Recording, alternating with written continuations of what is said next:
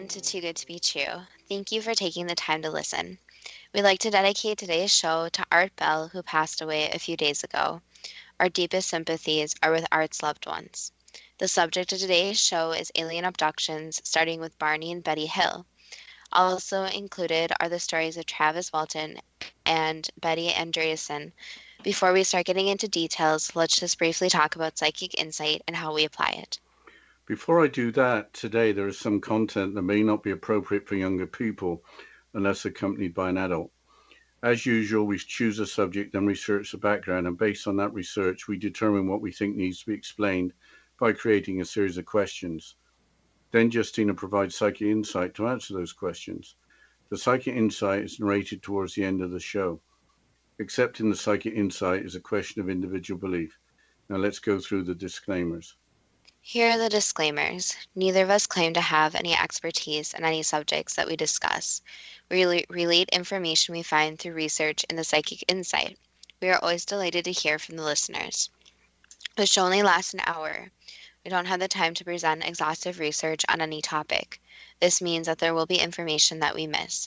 We want to provide a basis for the psychic insight. We don't care if the theory turns out too good to be true, as the show name suggests. We're only interested in finding out more of the truth about topics. Spirit can only relate insight that is appropriate for our time in history. Free will cannot be affected. Only comments that are appropriate for our time can be given through the psychic insight. Much of the subject matter in shows may have already been covered many times in other media. We want to look into subjects in a new, different way and be thought-provoking. We are not so good with pronouncing names, we apologize. And neither of us have any particular knowledge of extraterrestrials or alleged human abductions by extraterrestrials. If we have misstated anything, we apologize. Today we're going to discuss alien abduction starting with Barney and Betty Hill. This is totally your idea. Why choose the subject? Because if any of the stories are true, we will have to think more deeply about the world we live in. How widespread is the belief in extraterrestrials visiting planet Earth and perhaps abducting humans? According to a 2012 National Geographic poll, 77% of Americans believe that extraterrestrials have visited Earth.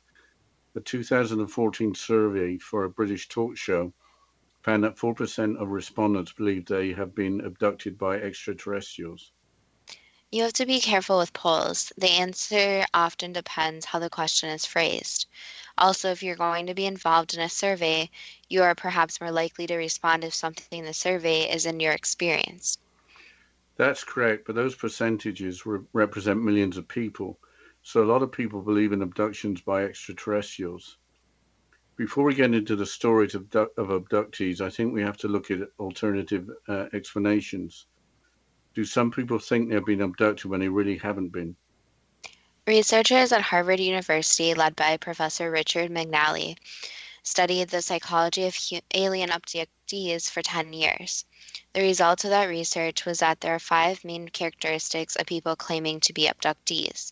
These are as follows: regularly experiencing sleep paralysis and hallucinations when awakening, tendency to recall false memories, high levels of absorption, New Age beliefs, and a familiarity with the cultural narrative of alien abduction.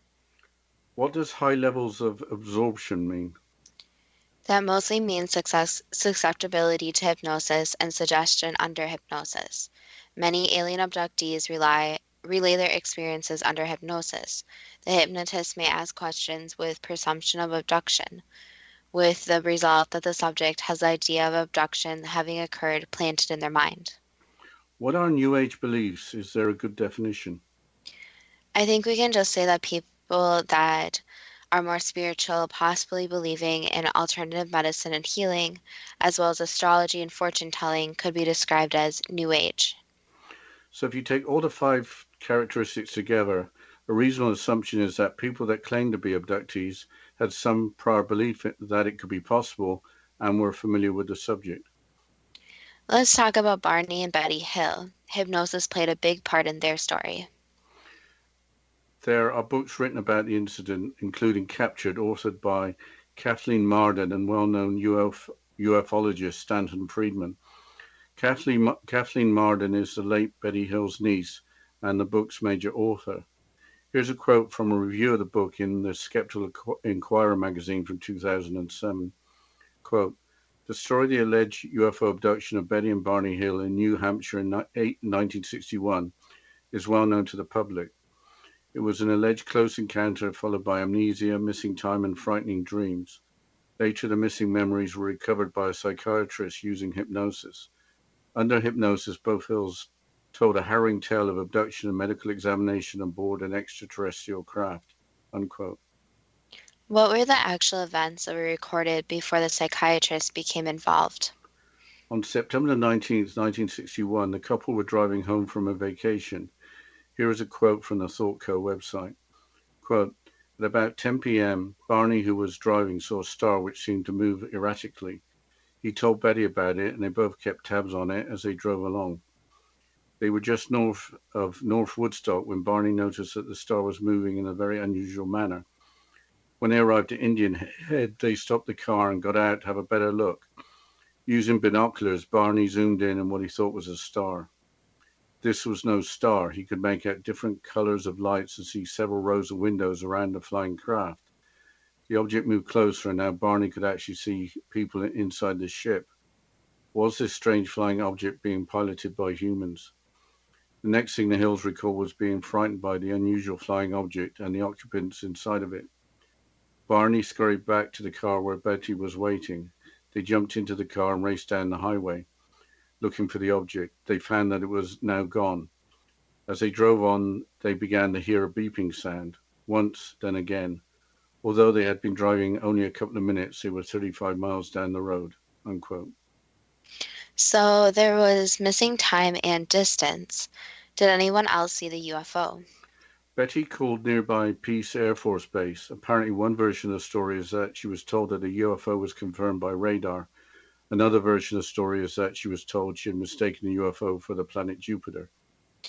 That seems a bit odd, just calling a military base and getting an immediate answer that a UFO was confirmed by radar.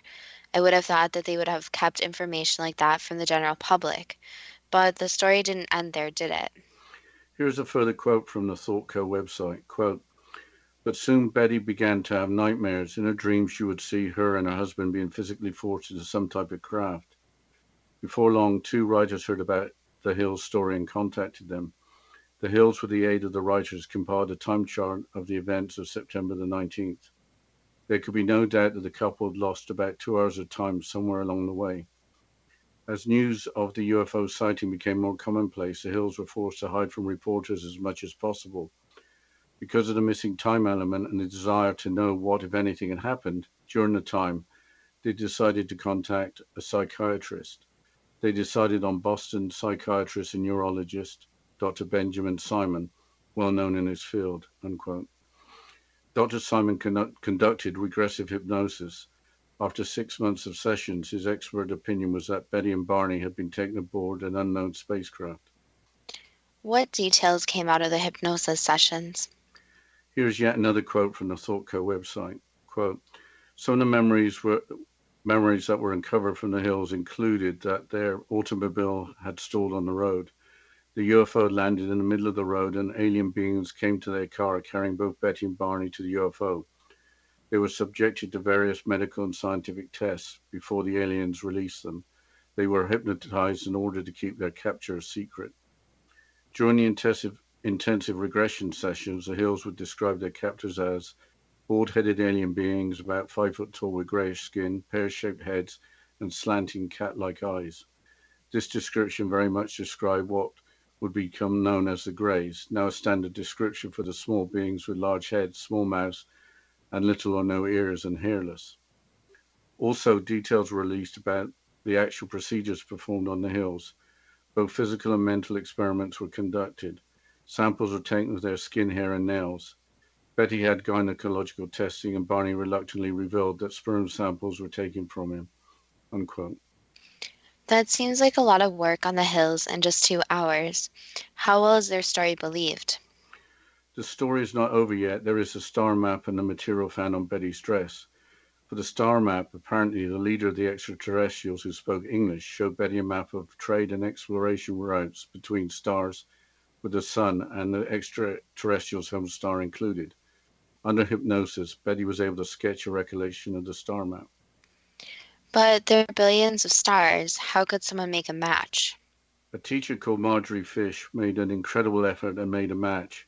The match suggested that the extraterrestrials were from the constellation of Reticulum, which is 39.5 light years away from the solar system. But as the sketch was made from memory, the match will obviously be only as good as the memory freed under hypnosis.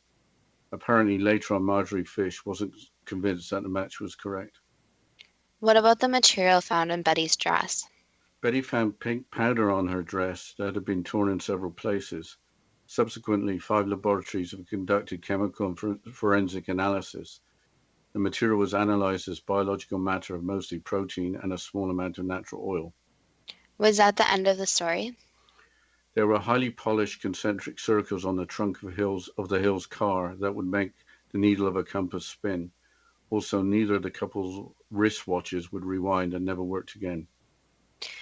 We'll have to go into a short break here, and after the break, we'll move on to the next abduction story, which is Travis Walton. But you're listening to Too Good to Be True with Justina Marsh and Pete Marsh on the X Zone Broadcast Network, www.xcbn.net.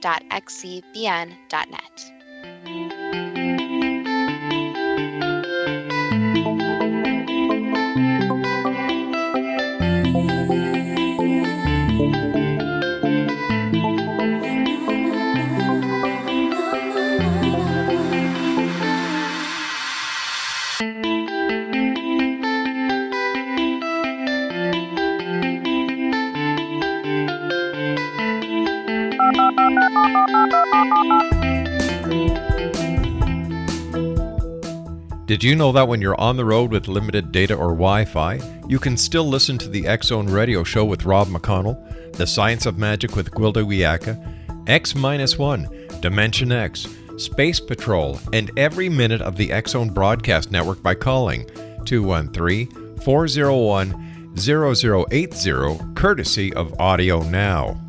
No smartphone, app, or internet needed. It saves your data plan and it's free if you have unlimited minutes.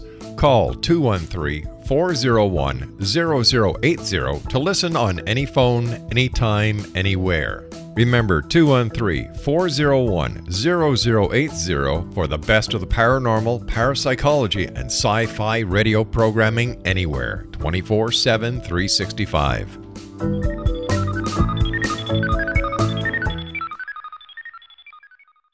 You have heard of the X Zone? Now watch it on Simul TV, plus 500 video games, live TV channels, free video on demand, worldwide, and more. Does this sound like tomorrow's television? Well, it is, but you can have it today, right now.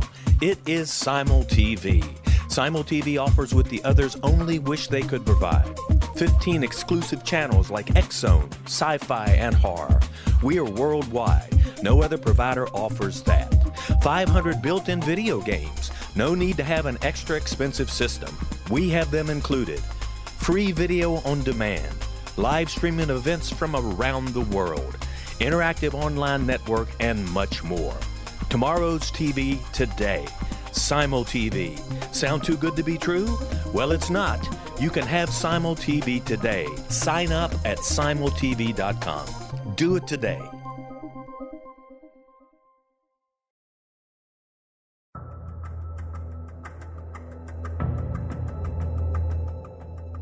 Modern Esoteric, Beyond Our Senses by Brad Olson, consummates the lifology story about where humanity originates.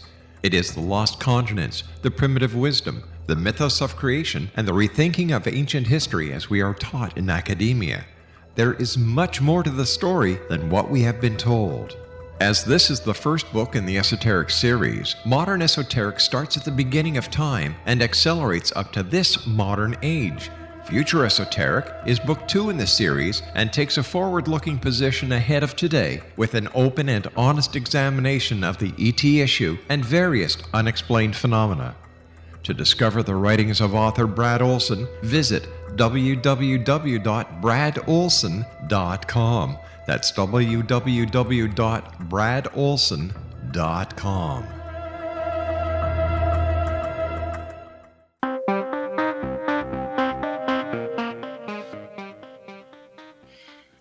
Welcome back to Too Good to Be True. And before the break, we were talking about the Hill story, about their alien abduction or so called alien abduction. But let's move on to the next abduction story, which is Travis Walton. I haven't heard that story.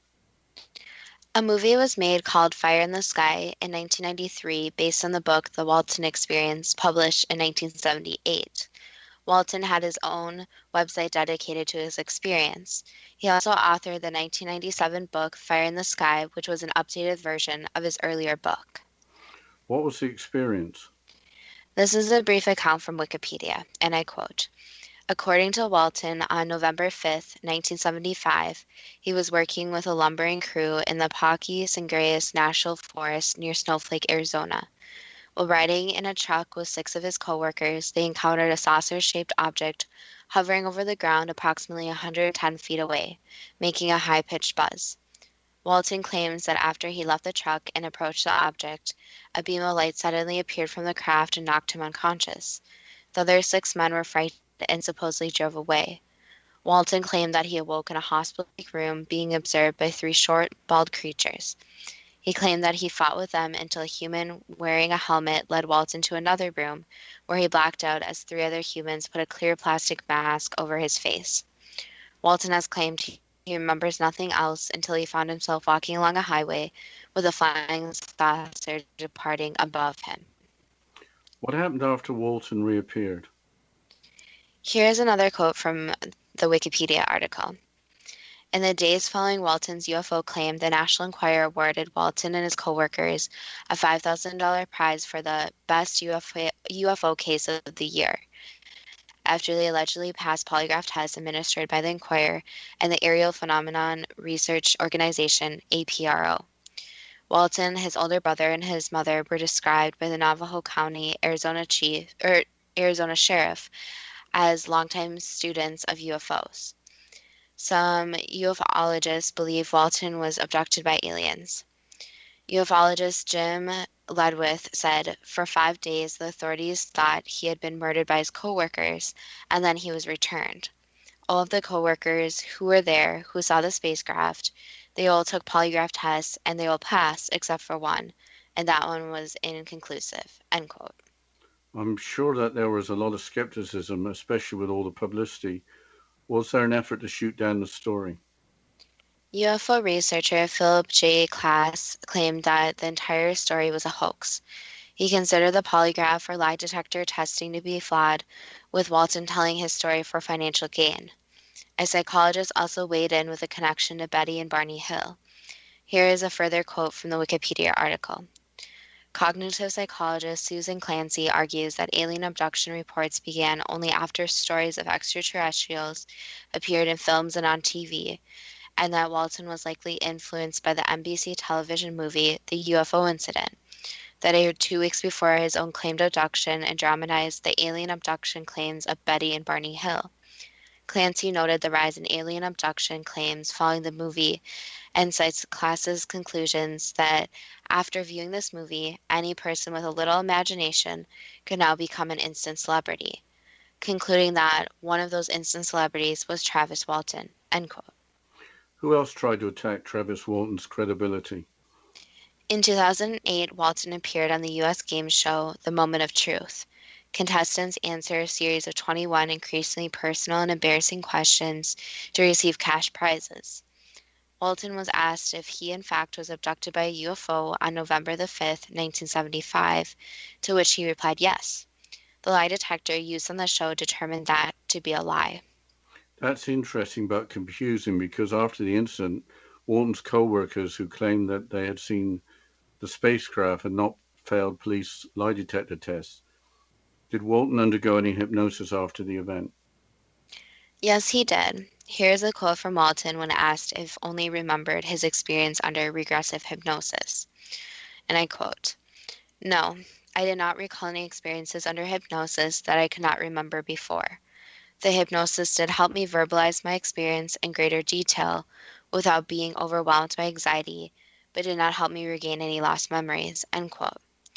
The statement seems contrary to the website UFO Evidence, which states the following. Walton's actual memories of his experience include a frightening but brief and unviolent confrontation with large-eyed alien beings with pupils as opposed to the standard abductee grays, followed by an encounter with silent and seemingly bemused humans of exotic appearance who escorted and tranquilized him. Are these memories, some assisted with hypnotic regression, an accurate and literal reflection of reality? Like the UFO problem itself, the ultimate explanation of the Walton disappearance remains a protracted mystery, end quote. But I have no idea what is meant by the grays. The greys or grey aliens are supposed extraterrestrial beings whose existence is discussed in paranormal and ufological circles. They have a unique skin color, hence their name. In the United States, 43% of extraterrestrial sightings describe grey aliens. With that, I think we should move on to the third story, that of Betty Andreasson from 1965. Why do you think that this particular story is so interesting? Because the story, rather, took so long to come out. Again, hypnosis was used to reveal details. Here's an account of the incident from the Bibliothèque Appoyade website. Quote, on the evening of January the 25th, 1967, Betty Andreasson was in her kitchen at South Ashburnham, Massachusetts. Her 7 children, mother and father, were in the living room. At about 6:35 p.m., the house light suddenly blinked out for a moment. Then a pulsating reddish-orange light shined in the kitchen window. Betty calmed the frightened children while her father rushed to look out the kitchen window. He saw a strange-looking small creature. He saw a group of strange-looking small creatures approaching with a hopping motion. 5 small humanoid creatures entered the house, passing right through the wooden door. Betty's family was immediately placed under suspended animation. One creature went over to her father. The leader of the other 4 established telepathic communication with Betty. The leader was about 5 feet tall. The others were about 4 feet tall. All had large pear-shaped heads, wide cat-like wraparound eyes, and diminutive ears and noses. Their mouths were immobile slits that reminded Betty of scar lines. Each wore a coverall blue uniform adorned with a Sam Brown type belt.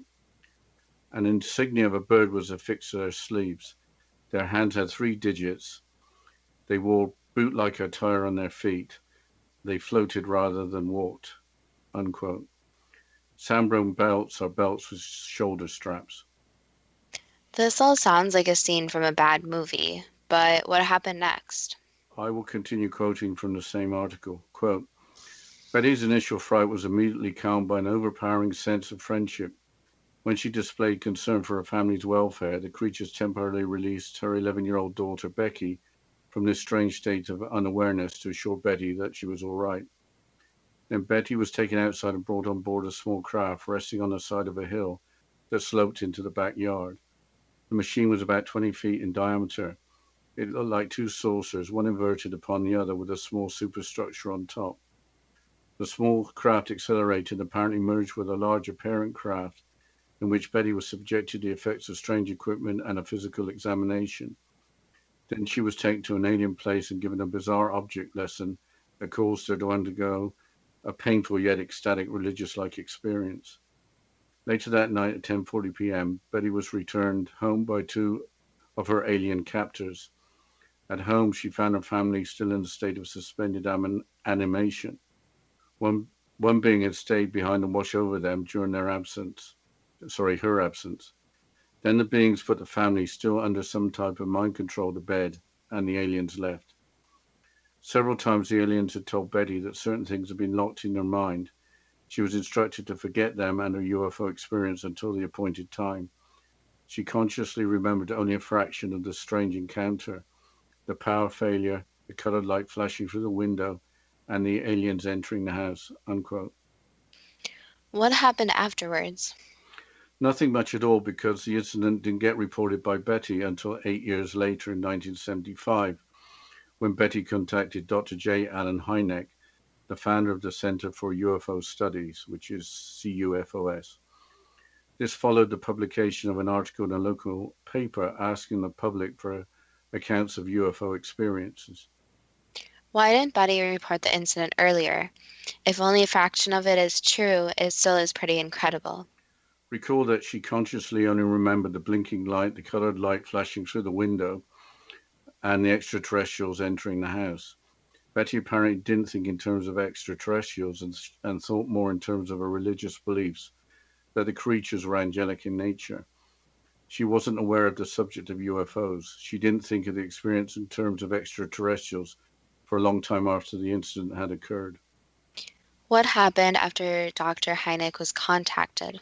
Betty's information with its few details was forgotten about until 1977 when an investigation was conducted for Hynek Center for UFO Studies. This lasted a year and included an extensive character reference check, 2 polygraph tests, a psychiatric interview, and 14 hypnotic regression sessions. It was reported that under hypnosis, Betty and her daughter provided consistent stories with genuine psychological reactions. So the bulk of the story came out during hypnosis, but what happened following the investigation? I think we'll have to take that after the break, Justina. Why don't you take us into the break? Yes, we'll continue with Betty's account of her supposed alien abduction and then get to the questions and the psychic insight after this short break. And you're listening to Too Good to Be True with Justina Marsh and Pete Marsh on the X Zone Broadcast Network, www.xzbn.net.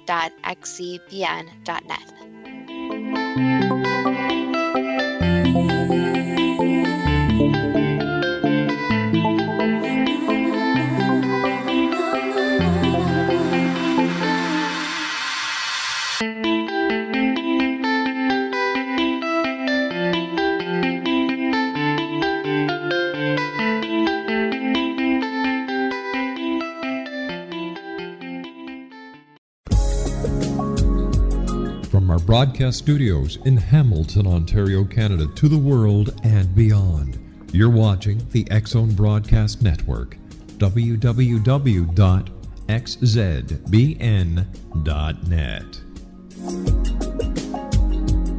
AVS Media Den.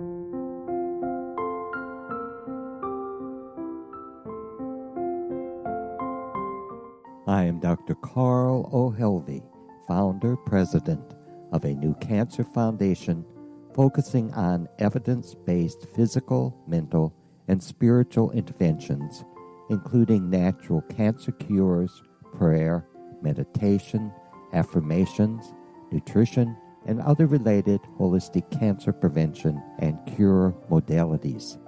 These are used in cancer education, research, and financing care. I ask for your help to continue this important work by donating at www.holisticcancerfoundation.com.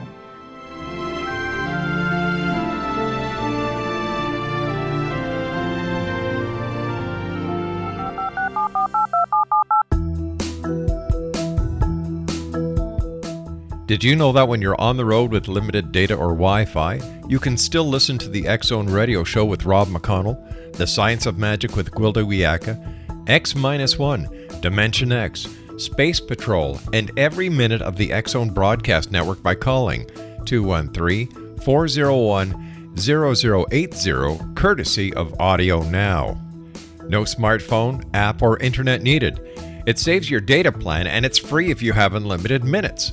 Call 213-401-0080 to listen on any phone, anytime, anywhere. Remember 213-401-0080 for the best of the paranormal, parapsychology, and sci-fi radio programming anywhere, 24/7, 365.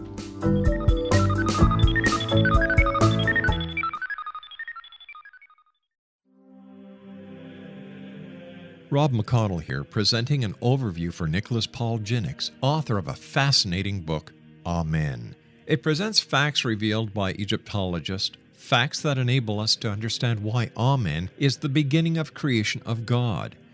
It provides recommendations for religious leaders of the major religions to unify their beliefs and teach the Word of God. Love one another.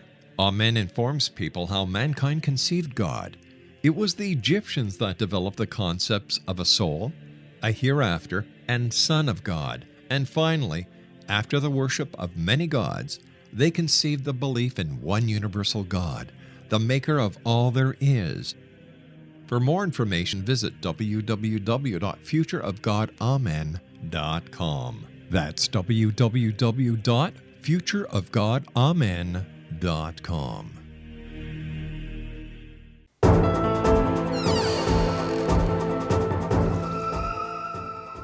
Welcome back to Too Good to Be True. And before the break, we were going through Betty's supposed alien abduction account. And we were just discussing what happened following the investigation. So, Dad, if you could continue on this. Yes, the investigation team, including a solar physicist, an electronics engineer, an aerospace engineer, a telecommunications specialist, and a UFO investigator, concluded in a 528-page report that the witnesses truly believed what they said did happen, while not doubting their sanity or reliability as witnesses. Was that the end of the story? No, Betty and her second husband, Bob, who also believes he has been an abductee, wrote a book published in 2017 entitled A Lifting of the Veil.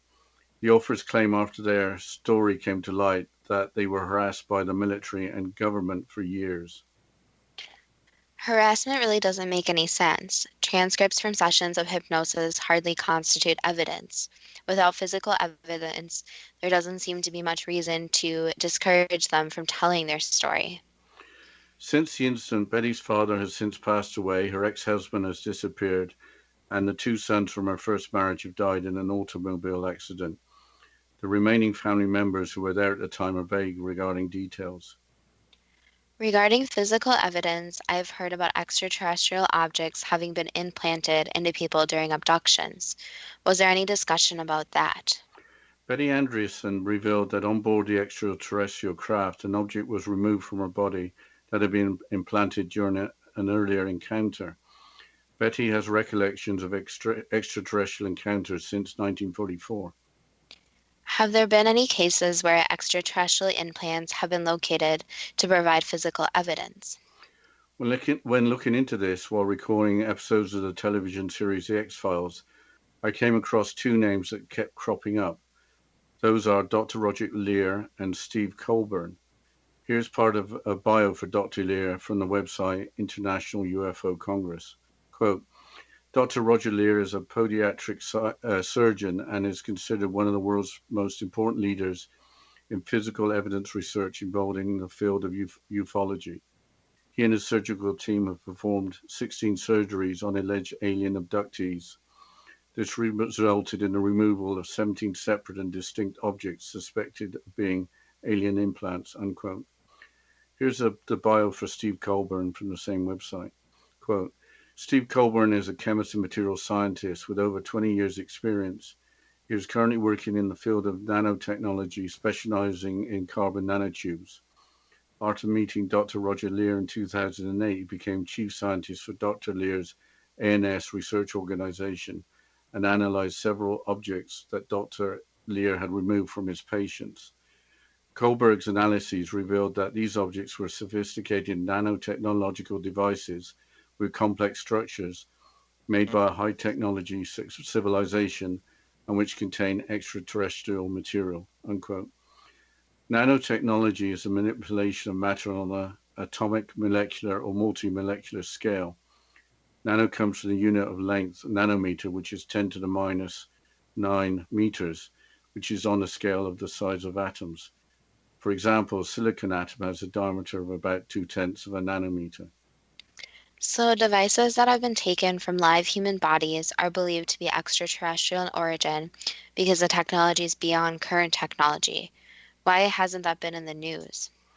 I couldn't find any articles from the mainstream news outlets. There is a documentary movie from 2017 called Patient 17, which features Dr. Leir and Steve Colburn. Here's a storyline from the Internet Movie Database website. Quote, meet a surgeon who claims to remove highly advanced implants, nanotechnology, microchips, embedded by aliens, non-humans monitoring our Earth. Discover the world of abductions, scalar wave transmissions, and a program to study or manipulate the human race. Armed with a patient, a scalpel, black lights, and a stud finder, we seek to verify the authenticity of this alleged off-world implant technology, unquote. The rating on the website, the IMDb website, is 3.5, which is about as low as the ratings get. Reviews suggest that the main issue with the movie is the evidence, which apparently is either hard to understand or is just not there. What is scalar wave transmission? A scalar wave is a type of electromagnetic wave that isn't described by known physics, so its transmission is something we don't understand. But I think it's time for the first question. Is there something special about the psychology of people that claim they have been abducted by extraterrestrials, as researched by Richard McNally and his team at Harvard University? Yes and no. The problem is that each person's psychology is a very individualistic characteristic. So yes, there is a general pattern, but each person is very individualized. So when alien abductions occur, it is not just because of their psychological means. It's also because of other things going on in their lives. Is it a reasonable assumption that people that claim to be abductees had some prior belief that it could be possible and were familiar with the subject? No, there's many different people who really do not believe until their supposed abduction occurred. What was the strange flying object that Barney and Betty Hill saw with the different colored lights and the rows of windows? A UFO. Who were the beings that Barney Hill could see inside the flying object? Beings from a place not of Earth. What was the beeping sound heard after the flying object disappeared? That was basically the sound from the object that was delayed because of how it traveled. How could the Hills, only driving for 2 minutes, be 35 miles down the road? That's how time is a very interesting construct, since sometimes it can be adapted and morphed into something else. Did the beings in the UFO change time? They stopped time in the vicinity around them, yes. Did the local Air Force base pick up a UFO on radar? Yes. Did the Hills mistake the UFO for the planet Jupiter? No. Did Betty Hill have nightmares reliving her and her husband being physically forced into some type of craft? Yes. How did the Hills lose 2 hours of time after seeing the flying object? Again, time can be manipulated in different ways. After 6 months of sessions, was Dr. Benjamin Simon correct in his opinion that Betty and Barney had been taken on board an unknown spacecraft? Yes. Did the Hills' car stall in the road? Yes. Were they both carried by extraterrestrials into the unknown craft? Yes. Were Betty and Barney subjected to medical and scientific tests? Yes. Were samples taken of skin, nails, and hair? And different other parts of them, so the technology is a lot more advanced. So different samples of bone and things like that could also be taken. Were they subject to mental experiments? That could be said. Was Betty subject to gynecological testing with biological matter taken from Barney? Not exactly, so that's not 100% correct. Were the extraterrestrials best described as being what are termed grey aliens? Yes. How could all the testing described during hypnosis be completed in 2 hours? Because the technology is a lot different than the technology of this Earth. Was Betty Hill's recollection of the star map correct? Yes. What was the pink powder found on Betty Hill's dress? It was a type of powder used for experimentation, so it can't exactly be said what it's for, but it's for certain tests they performed. So it was from the spacecraft. Yes. What were the highly polished concentric circles on the trunk of the Hill's car that would make the needle of a compass spin? They were basically leftovers from what the beings did. Did they move or do something with the car? Yes. Why would neither of the couple's wristwatches rewind and work again?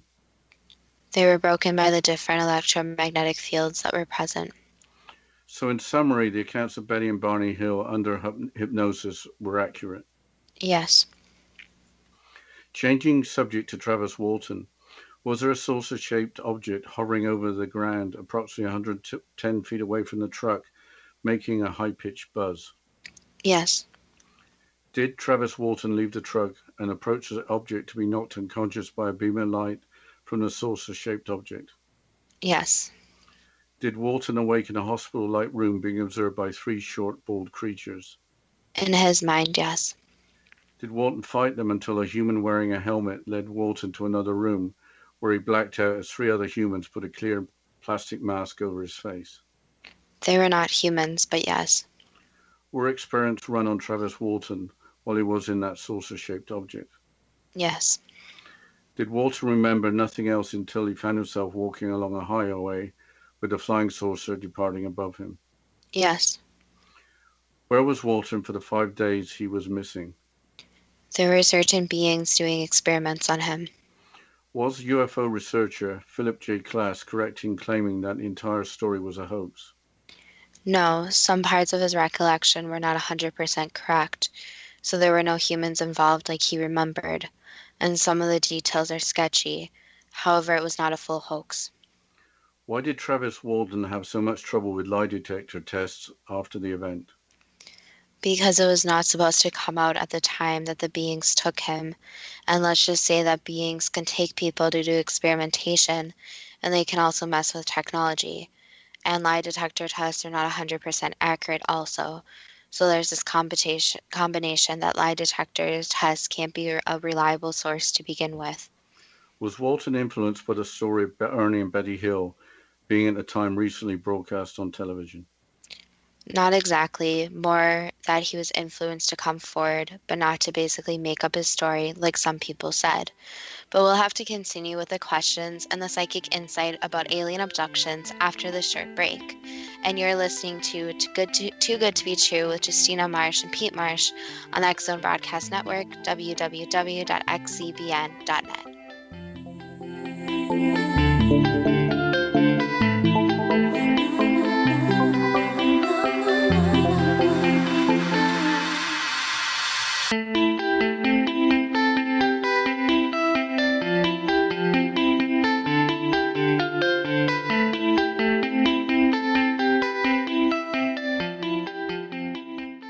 You have heard of the X Zone? Now watch it on Simul TV, plus 500 video games, live TV channels, free video on demand, worldwide, and more.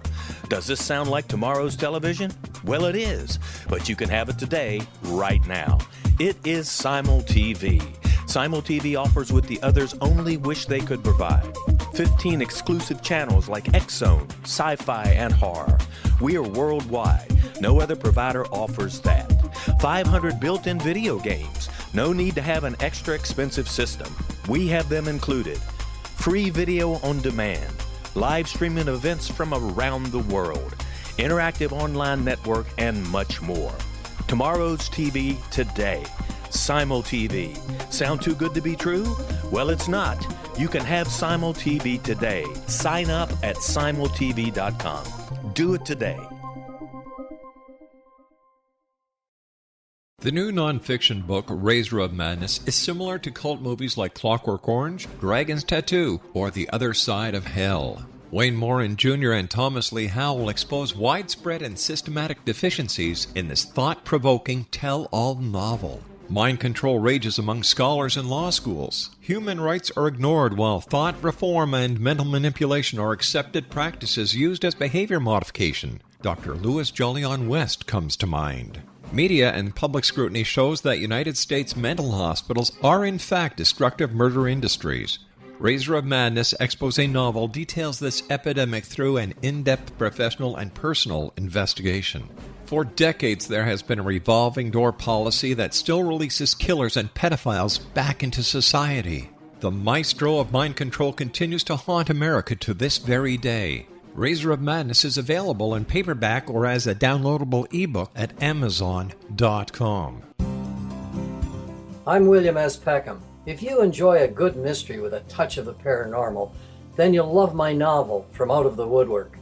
It's the story of a young Toronto contractor, Sean Kennedy, who buys derelict homes, guts them, and turns them into multi-family dwellings. Slums just waiting to happen. When Sean buys 29 Livery Lane, the house fights back. Former owners unexpectedly come out of the woodwork as he starts the destruction.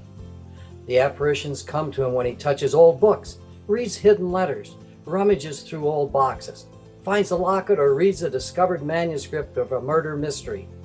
From Out of the Woodwork will take you from 1899 to the horror of the World Trade Center, September 11, 2001. Check out From Out of the Woodwork on my website, www.williamspeckham.com.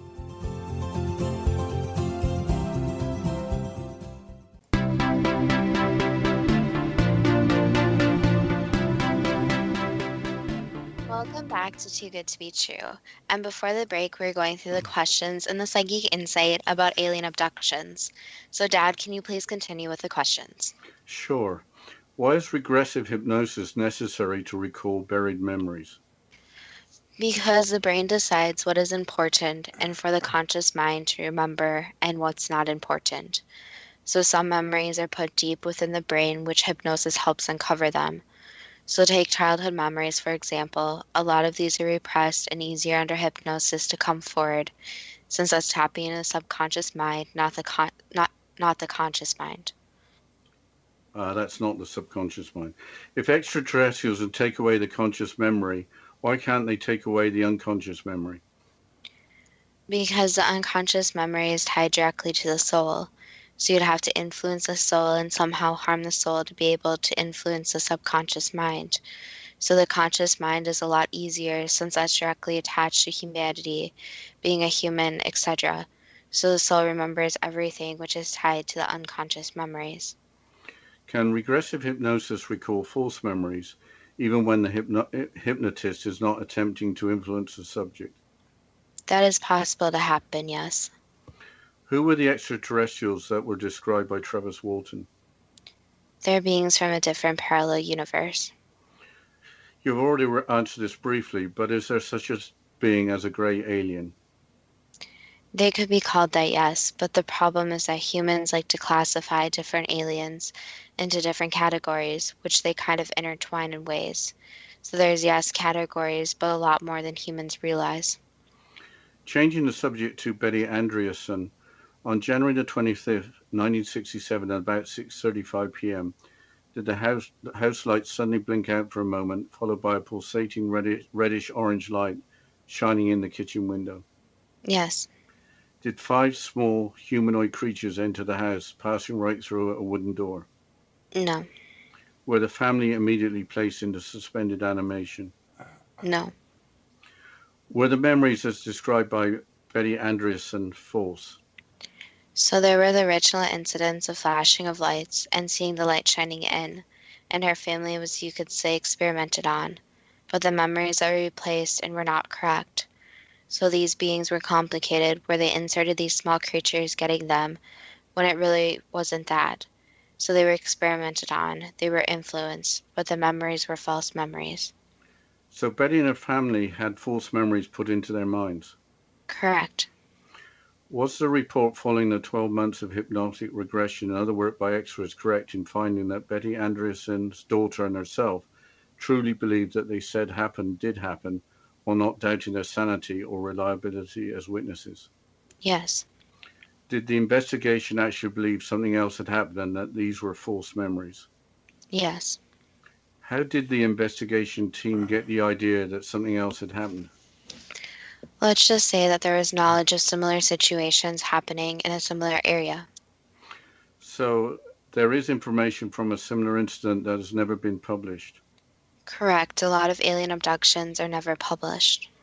So the accounts given by Betty and her daughter were correct in their own minds. Yes. Why have Betty Andreasson's family members experienced tragic events since the incident? Those are no correlation, so those tragic events are not related to the abduction. Did Betty Andreasson's second husband also experience an abduction? Yes. It was mentioned earlier that subconscious memories as soul memories could not be wiped out. So how could Betty and her family not retrieve the real memories during hypnosis? Because of how the hypnosis was performed. So it's difficult since hypnosis actually taps into subconscious memories, and sometimes it does not completely tap in. So the only real way that hypnosis would work 100% of the time is that if the soul could speak itself. So it's difficult with the brain since there are so many levels to it, and getting to the right level of hypnosis is a difficult process. and especially when false memories are planted. Usually that's more difficult because the subconscious or the conscious mind remembers it. So there is more of this layer into tapping into the subconscious. So, for example, in some cases, people have false memories of their parents and they really believe these. So then hypnosis would be more difficult to get to the real memories, since now there is this layer of the conscious mind, the false memories, and then getting into the subconscious. Was Betty Andreasson subject to examination by strange equipment and to a physical examination? Yes. What is the purpose of these examinations reported for all of these abductions? To get human DNA and to study humans just like we study animals. What is the purpose of that study? It depends on which beings perform it, so it could be for observation, could be for much more darker reasons, such as different breeding, and darker reasons such as figure out human weaknesses and preying on those. Why are certain people singled out for abduction while others are not? It really depends on what beings are involved or extraterrestrials are involved, but for the most part it's usually in the more remote areas since it's easier to do than in a city. And also the participants are usually chosen because of some different characteristic they have. So it might be their family line, for example, that relatives are taken and they want someone related to their relatives to study, or because they possess some quality that beings are looking for, such as a physical trait or psychological trait. Have these abductions been going on for thousands of years? Yes, but in ancient times, aliens were a lot more open about their presence. So in a lot of cases, the aliens would ask for different DNA samples, different studying of humans, and humans would be allowed to study them also. So there is more of a two-way communication. Why are humans of such great interest to extraterrestrials? Because humans are unique in a lot of ways, and for the most part, other aliens, beings, know of each other's existence, while humans are obviously not very aware of aliens' existence these days. What should a person do if they believe they have been abducted by extraterrestrials, especially with all the skepticism? It would be smart to share their story in their own way, which is very difficult since there will be negative feedback. But sharing their story is important since there will be a trend of which beings are visiting more than others. And a problem too is that once someone's abducted, there's a chance they may be abducted again. So it's important to make sure that someone's aware of it, since once they share their story, it's less likely they'll be abducted again. Are people sharing their stories without it being public knowledge? Yes, On board the extraterrestrial craft was an object removed from Betty Andreasson's body that had been implanted during an earlier encounter. yes. Did Betty Andreasson have recollections of extraterrestrial encounters since 1944? Different ones, yes. So, is there something special about Betty Andreasson that the extraterrestrials were interested in? Correct. Have something like 17 objects been removed from something like 16 subjects' bodies that have extraterrestrial origins? Yes, Are there similar surgeries that have involved removal of objects that have been hidden from the public? yes. Can the objects removed from the subjects be described as being nanotechnology? In a way, yes, but it's still alien technology. So nanotechnology is more of a human construct, obviously. But in comparison, you can think of it as, yes, something very, very small and something very advanced.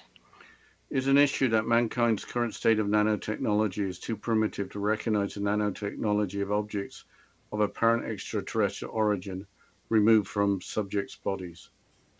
Yes, and on Earth there are different materials than other places, so the materials vary. Why did perhaps two of the world's most famous abductees, Betty Hill and Betty Andreasson, have the same first name? Just a coincidence. Are there abductions going on in less developed countries around the world that we're not being made aware of? And developed countries, so the wealthier situations of a person don't really matter to extraterrestrials. Why is so much ridicule and scorn put on to people that claim they have been abducted by extraterrestrials? Because the concept that a being would have the power to take someone, experiment on them, and put them back on Earth seems very far-fetched. So there needs to be this belief in other beings that are other aliens, extraterrestrials, before this belief in abductions can really occur. And the most logical line of thinking usually when someone says they encounter an alien is to believe that something's psychologically wrong with them before believing their story. What can we learn from the subject of alien abductions? One, that if a person believes something, it doesn't always mean there's something psychologically wrong or that they're a liar. So there are situations that can't be explained, and it's all right if some people don't believe in alien abductions or believe in aliens. These people still need support because in their mind this is true, and they need the support from outsiders. So it's never something good to ridicule or say negative comments to these people, since a person would not want that said back to them. So it goes back that if you don't have anything nice to say, just don't say it. But aliens, UFOs, abductions, etc., are becoming more and more common and more studied. So the takeaway is that it's okay if someone doesn't believe and believes in something different than you, but you also can't make fun or doubt others just because of difference of beliefs. That was the last answer. Is an alien abductee just an unfortunate victim telling the truth, too good to be true? That depends on what you are prepared to believe. I'm not sure what is good in any of this, except apparently that none of these incidents were hoaxes and that the truth is coming out. I thought the really interesting part was details only coming back from the subconscious mind under hypnosis. If false memories were implanted, the experience would seem entirely real, yet an illusion. Yeah, that really surprised me. And also what surprised me was the false memories of Betty Andreasson, and that really wrecked my questions. So I had to have a new set of questions created on the fly. But anyway, before we go, just another mention of Art Bell, because without his pioneering work, we would never be making this broadcast.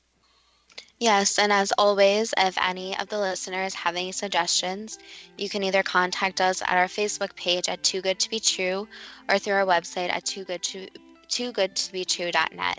And of course, thank you to all the listeners, and again, all our sympathies to Art Bell, his friends, his family. And as always, let's look forward to next week's show. Thank you.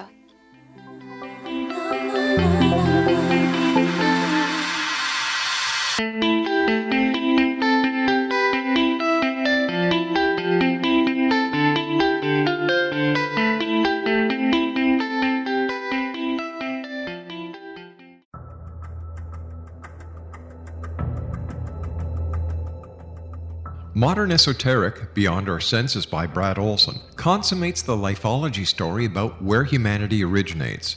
It is the lost continents, the primitive wisdom, the mythos of creation, and the rethinking of ancient history as we are taught in academia.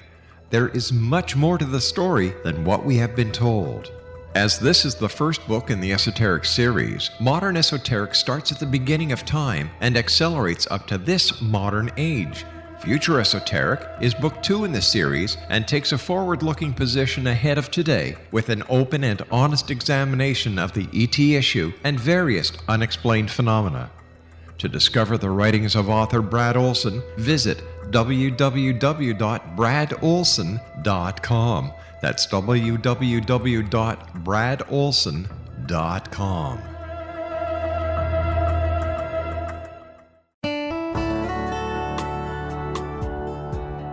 Are you or is someone you know struggling with addictions, depression, anxiety, relationships, low self-esteem, lack of confidence, grief, success, and prosperity? Do you know that your subconscious belief plays a big role in the outcome of your hard work? We can help you permanently change the beliefs that may be the reason for your struggles and failures. We care about getting you the return on your investment and the results you are looking for. We can help you be free of the limitations of your past and in realizing your highest potential. We work with people by phone and Skype. For more information, visit us at www.ritasoman.com. That's www.ritasoman.com.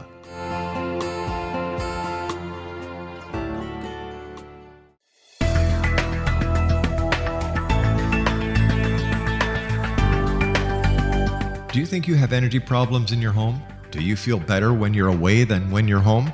Joey Korn is a global leader in the world of dowsing who specializes in personal energy clearing and space clearing. He can help you create an ideal energy environment in your home no matter where you live in the world. Learn about his remote spiritual house cleaning services and much more at www.dowsers.com. You can get Joey's book, Dowsing, A Path to Enlightenment, as well as other dowsing books and tools, Kabbalah books, and Walter Russell books. Joey's work is really amazing. Go to dowsers.com right now. That's DOWSERS.com, or call 1-877-DOWSING. That's 1-877-369-7464.